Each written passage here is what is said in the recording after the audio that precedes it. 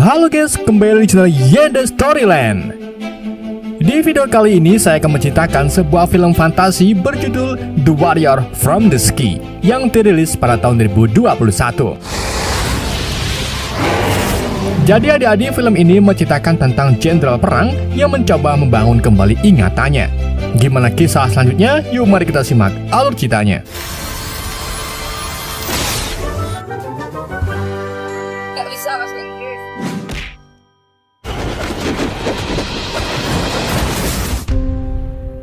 Cerita dimulai di sebuah makam, di mana seorang kakek tua penjaga makam bernama Tau akhirnya setelah 10.000 tahun melihat sebuah fenomena alam.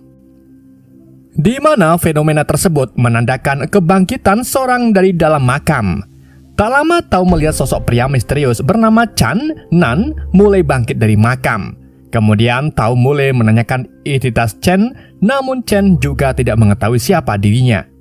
Dan untuk mengetahui identitas Chen, Tau mulai menyerang dan dengan menggunakan kekuatannya, Tau mengetahui bahwa Chen memiliki 3 jiwa di tubuhnya.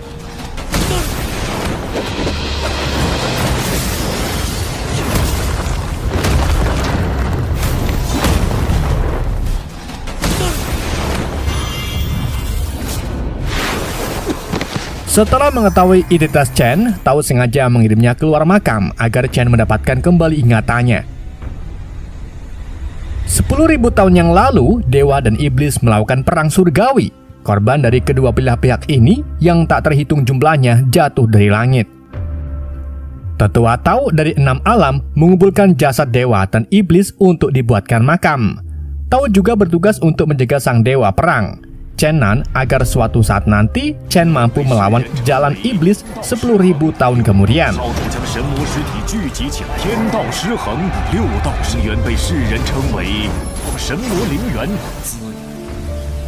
Sementara itu, Chen yang terlempar keluar makam tiba di sebuah danau. Di saat yang sama, seorang tuan putri dari negeri Chu bernama Yu'er juga sedang mandi di danau tersebut. Akhirnya mereka berdua bertemu dan karena kejadian ini, Chen ditangkap para pengawal Yu'er. Chen mencoba menjelaskan bahwa kejadian sebelumnya merupakan salah paham, namun Yu'er tidak peduli dan membawa Chen ke istana. 我要亲手杀了他！我真不是故意的。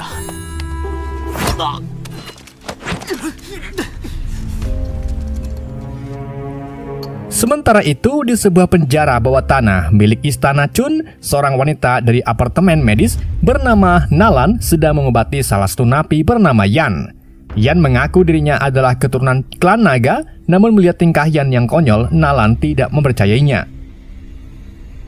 Di sisi lain, para napi yang berada di dalam sel sudah menyiapkan beberapa senjata untuk melarikan diri. Dan setelah para napi bersiap, mereka segera menyerang penjaga dan berhasil keluar dari sel. Pertarungan pun terjadi antara para napi dengan penjaga. Sedang Nalan yang melihat hal ini segera mengajak asistennya untuk melarikan diri lewat jalan rahasia. Yan yang melihat Nalan kabur mencoba mengikutinya.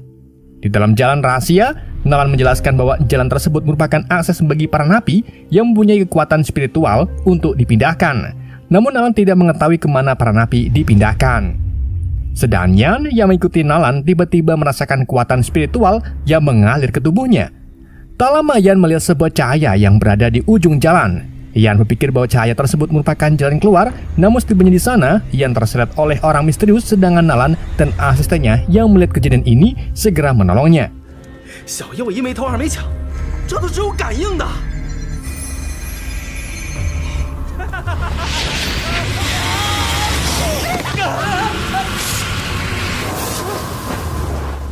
Dan karena kejadian ini, mereka bertiga memutuskan kembali ke penjara bawah tanah. Namun di tengah perjalanan, salah satu napi mengenali Nalan yang merupakan anak angkat jenderal. Oleh karena itu, para napi segera mengejar Nalan dan berhasil mengepungnya. Pertarungan singkat pun terjadi. Saat Nalan akan diserang para napi, sang jenderal bernama Jenderal Sima datang untuk menyelamatkan Nalan. Dan dengan kekuatan spiritual yang ia miliki, sang jenderal dengan mudah mengalahkan beberapa napi. Sedang napi yang tersisa terpaksa menyerah setelah melihat kekuatan yang sang jenderal.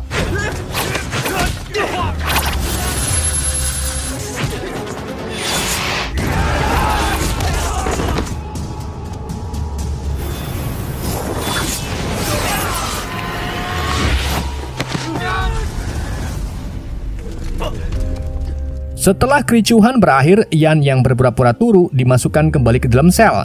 Sedang Nalan mencoba menanyakan seorang yang berada di jalan rahasia, namun ayahnya menolak menjelaskannya. Di lain tempat, Yu-er masih merasa kesal dengan kejadian di danau. Oleh karena itu, Yu-er menyeret Chen dengan menggunakan seekor kuda. Namun setelah Yu-er berpisah dengan para pengawalnya, sekelompok asasin datang untuk menghadang Yu-er. Sedangkan Chen yang melihat hal ini segera membantu Yu-er untuk melawan para asasin.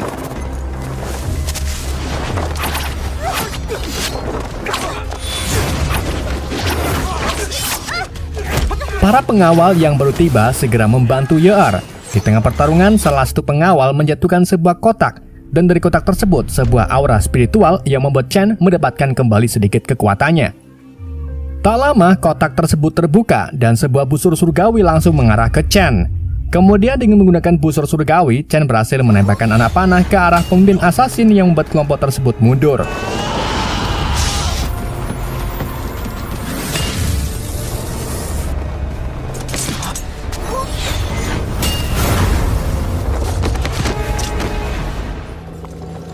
Beberapa saat kemudian, Yu-er beserta pengawalnya tiba di istana dengan membawa Chen yang sedang turu akibat kelelahan menggunakan busur surgawi. Sesaat Yu-er tiba di istana, ia bertemu dengan Nalan. Kemudian Yu-er mengenalkan Chen yang sedang turu kepada Nalan. Namun saat Chen tersadar, ia melihat Nalan mirip Yu Xin yang merupakan seorang yang berada di ingatannya. Melihat hal ini, Yu-er semakin kesal dengan Chen. Tiba-tiba seorang pelayan mengabarkan bahwa ayah Yu-er telah sadar setelah sekian lama koma. Namun saat Yu-er ingin membawa Chen sudah menghilang. Setelah berhasil melarikan diri, Chen ditarik sesuatu menuju aula istana. Dan saat Chen melihat busur surgawi, tubuhnya dengan refleks mendekati busur surgawi tersebut. Tak lama seorang raja dan Yu-er ditemani Nalan tiba di aula. Mengetahui hal ini, Chen segera bersembunyi di balik singgasana raja. Sang raja yang sedang meriang karena kekurangan kekuatan spiritual harus meminum jamu untuk memulihkan kondisi tubuhnya. Namun semua itu tidak berguna. Saat sang raja duduk di singgasana, Chen yang sedang bersembunyi kembali ditarik busur surgawi yang membuat tangannya menyentuh singgasana raja. Dan karena aura spiritual yang dipancarkan Chen, seketika raja langsung pulih. Saat Chen menarik tangannya, raja langsung meriang. Saat Yu-er melihat busur surgawi menyala, Yu-er mengira bahwa busur surgawilah yang menyembuhkan ayahnya. Kemudian Yu-er menyerahkan busur surgawi tersebut ke ayahnya. Namun saat busur surgawi dipegang sang raja, busur surgawi tersebut langsung terbang ke arah Chen. Dan pada harinya, Chen yang bersembunyi berhasil ditemukan.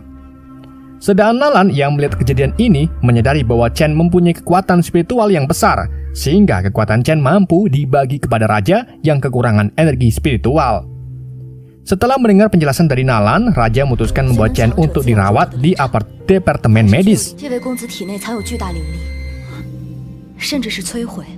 灵场是什么东西啊？把他带到圣医署去。这小子还有点手了。 Di tempat lain, anak dari jenderal bernama Lingkong melaporkan bahwa ia telah gagal dalam misi perebutan busur surgawi. Namun Lingkong menemukan sebuah petunjuk penting di mana seorang pria bisa menarik busur surgawi. Mengingat busur tersebut merupakan benda pusaka peninggalan perang surgawi dan hanya orang yang berada di zaman perang surgawi lah yang mampu menarik busur tersebut. Iya benar, kata Kuple. Di lain sisi, Chen yang sedang turu mendapatkan potongan ingatannya di mana ia bersama Yu Xin. Chen juga teringat kenangan di mana ia berpartisipasi dalam pertempuran surgawi. Dan setelah Chen terbangun, ia menemui Nalan dan mencoba menanyakan Nalan apakah benar ia bukan Yu Xin. Setelah meyakinkan Chen bahwa Nalan bukan Yu Xin, Chen menceritakan potongan ingatannya tentang dirinya yang ikut dalam perang surgawi. Nalan yang mendengar hal ini menjelaskan bahwa perang surgawi terjadi 10.000 tahun yang lalu dan menurut catatan, setiap 10.000 tahun akan ada makhluk dari 3 alam yang mencoba menerobos ke langit untuk menjadi dewa. Setelah mendengar penjelasan dari Nalan, Chen menyadari bahwa dirinya adalah bagian dari pasukan surgawi. Namun ia belum mengerti kenapa hanya dirinya yang dibangkitkan. Tak lama, suara dari Lingkong yang mencari Nalan terdengar. Sedang Nalan yang mendengar suara tersebut segera menyuruh Chen bersembunyi karena Lingkong rada emosian. Setelah Chen bersembunyi, Nalan menemui Lingkong. Dalam pertemuan itu, Lingkong sedang mencari orang yang mampu menarik busur surgawi. Lingkong menganggap bahwa orang yang mampu menarik busur surgawi mempunyai kekuatan spiritual yang besar, sehingga orang itu bisa membahayakan sang raja. Sedang Nalan mencoba melindungi Chen dengan mengatakan bahwa ia sedang sibuk meracik obat untuk sang raja. Namun Lingkong hanya beralasan untuk mencari Chen. Alasan Lingkong sebenarnya adalah mengincar Nalan untuk dijadikan istrinya. Dan saat Lingkong mencoba mendekati Nalan, Chen yang berada di luar jendela melihat gelang emas di kaki Lingkong dan menyadari bahwa Lingkong lah yang menyerangnya saat menuju istana bersama Yu'er.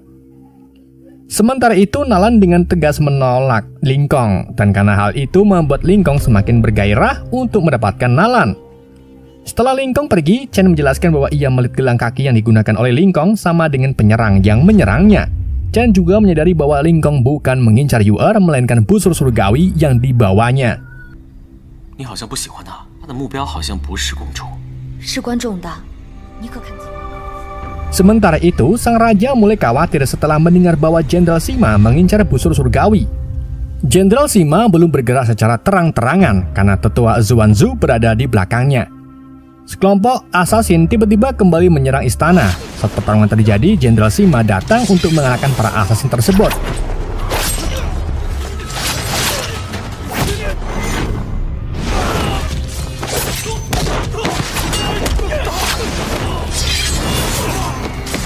Setelah pertarungan usai, Jenderal Sima ingin mengetahui pria yang bisa menarik busur surgawi. Namun sang raja sudah mengetahui tipu muslihat Jenderal Sima dan berpura-pura meriang untuk melindungi Chen.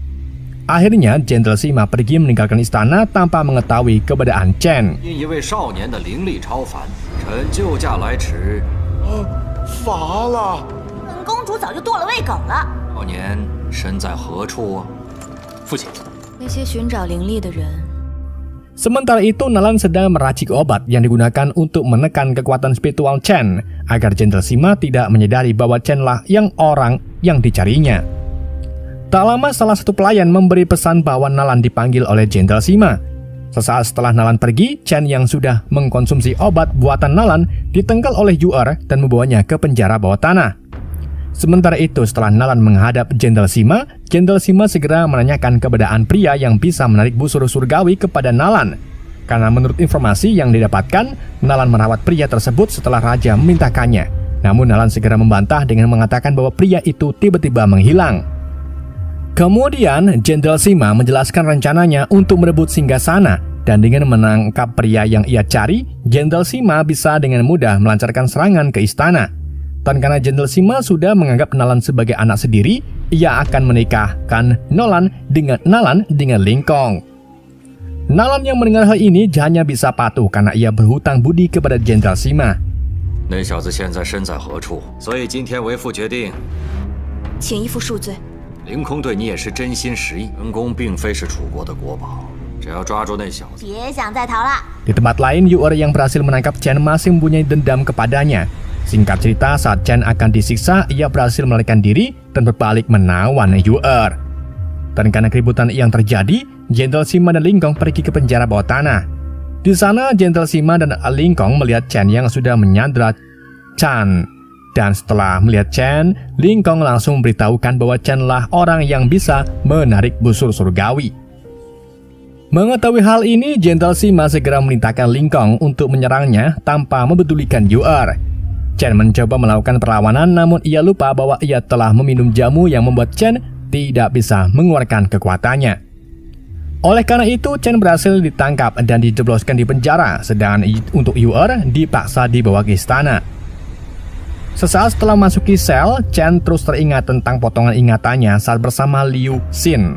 Sementara itu, setelah meninggalkan penjara bawah tanah, Nalan menjelaskan bahwa ia akan dijodohkan dengan Lingkong. Mendengar hal ini, Yu'er mencoba membujuk Nalan untuk tidak menikahi Lingkong. Namun Nalan tidak bisa menolak karena ia berhutang budi kepada Jenderal Sima. Dahulu ayahnya merupakan seorang pejabat bersalah yang harus dieksekusi. Jenderal Sima yang melihat Nalan yang masih bocah memutuskan untuk mengasuhnya. Di sisi lain, Chen bertemu dengan teman selnya yaitu Yan. Kemudian Yan mulai menceritakan tentang kehebatan dirinya yang merupakan keturunan klan naga yang ikut dalam pertempuran surgawi. Mendengar hal ini, Chen langsung mempercayainya dan meminta Yan untuk mengajari cara mengendalikan kekuatan spiritual. Namun kekuatan jamu buatan Nalan terlalu kuat sehingga Chen gagal dalam mengeluarkan kekuatan spiritual. 根本就逃不出去了。别着急啊。姑娘给你吃了这是什么药啊？ Di keesokan paginya, sebelum acara pernikahan dimulai, Nalan ingin membebaskan Chen. Setelah Chen dan Yan terbebas, mereka berdua ilang-ilang di sekitar pasar. Karena merasa penasaran, Chen menanyakan kepada Yan kenapa Nalan memakai pakaian berbeda. Sedang Yan menjelaskan bahwa Nalan memakai baju pengantin dan Yan menduga bahwa Nalan akan menikahi Ling Kong. Setelah mendengar hal ini, Chen tidak bisa mengabaikan begitu saja ingatan tentang Yu Xin yang mirip dengan Nalan sampai akhirnya Chen memutuskan untuk menjemput Nalan. Setibanya di acara pernikahan, tambah diduga kekuatan spiritual Chen kembali dan karena hal ini Chen dengan mudah mengalahkan Ling Kong.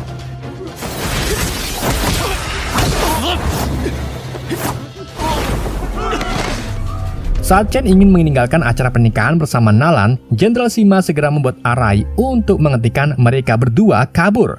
Namun dengan kekuatan spiritualnya, Chen berhasil menghancurkan arai tersebut. Melihat ayahnya kesulitan, Ling Kong mencoba membantu namun Chen dengan mudah membunuhnya. Setelah pertarungan berakhir, Chen merasakan bahwa saat melawan Jenderal Sima, arai yang dibuat seperti menyerap kekuatan spiritualnya.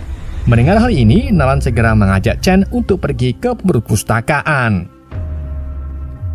Di sana, Nalan menemukan sebuah buku yang berisi simbol untuk menyerap kekuatan spiritual. Simbol itu mirip dengan simbol yang berada di arai yang dibuat oleh Jenderal Sima. Namun beberapa halaman buku telah dirobek yang membuat Nalan kesulitan mencari informasi lebih lanjut.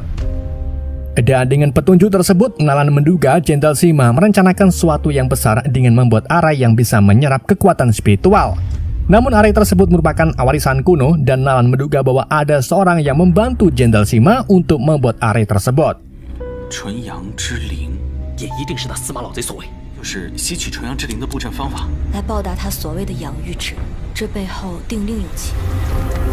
Di tempat lain, Jenderal Sima yang telah kehilangan anaknya membawa jenazahnya ke hadapan tetua Zuanzu. Rupa-rupanya, Jenderal Sima merupakan bawahan dari Zuanzu yang menjadi salah satu prajurit di Perang Surgawi.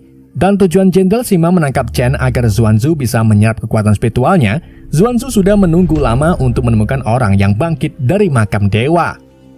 Dan setelah itu, Zuanzu bisa membuat arai yang lebih besar untuk menyerap semua kekuatan spiritual seluruh penduduk kerajaan.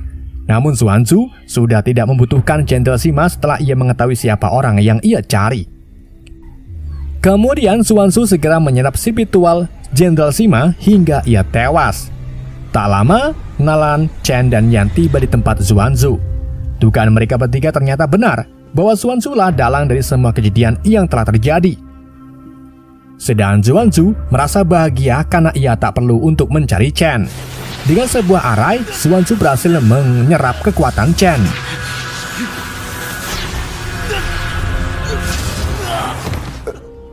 Di tempat lain, raja yang sudah meriang dikunjungi oleh Zuanzu. Kemudian Zuanzu menawarkan kepada sang raja untuk membuat ritual penyembuhan. Selain bisa menyembuhkan sang raja, ritual tersebut bisa memberi berkah kepada seluruh penduduk kerajaan. Mendengar hal ini, sang raja setuju untuk menjalankan rencana Zuanzu. Di sisi lain, Chen yang baru tersadar setelah kekuatannya diserap mencoba menghentikan rencana Zuanzu. Meski tanpa kekuatan spiritual, Chen tetap akan menghentikan rencana Zuanzu. Sedang Yan yang baru saja tiba sudah mengemasi barang-barangnya dan bersiap untuk melarikan diri. Yan mencoba mengajak Chen namun Chen menolak karena ia tidak ingin menjadi prajurit yang kabur. Sedang Yang tetap pada keputusannya dan lebih memilih menjadi prajurit yang kabur. Di lain tempat, upacara pun dimulai dengan Zuanzu membuat sebuah arai raksasa. Tak lama setelah arai terbentuk, semua orang di sekitar mulai diserap kekuatan spiritualnya termasuk sang raja. Melihat hal ini, Yu'er mencoba menghentikan Zuanzu, namun ia bukan lawan dari mantan prajurit perang surgawi. Tak lama, Chen tiba untuk menghentikan Zuanzu, namun tanpa kekuatan spiritual, Chen hanyalah seekor semut.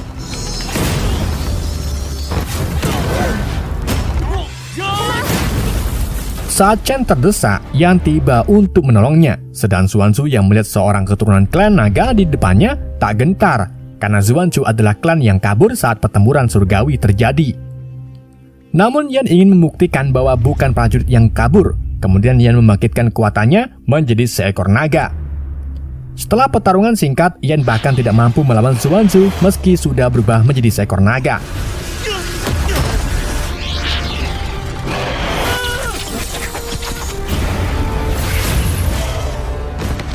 Tiba-tiba sebuah kekuatan spiritual memasuki tubuh Chen. Sementara itu, busur surgawi yang berada di istana segera meleset menuju Chen. Dan dengan busur surgawi di tangannya, Chen kembali mendapatkan kekuatan spiritual. Dengan menembakkan panah dari busur surgawi, Chen berhasil menjebol pertahanan Zuan.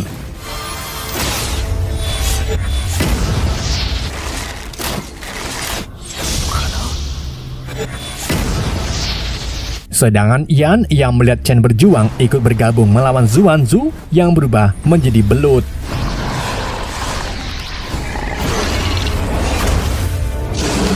Setelah pertarungan singkat, Chen menembakkan 3 anak panah ke arah Zuanzu, namun serangan itu meleset. Sedangkan Chen sengaja tidak mengincar Zuanzu, melainkan sebuah awan untuk memanggil petir surgawi. Dan dengan petir tersebut, Chen berhasil mengalahkan Zuanzu.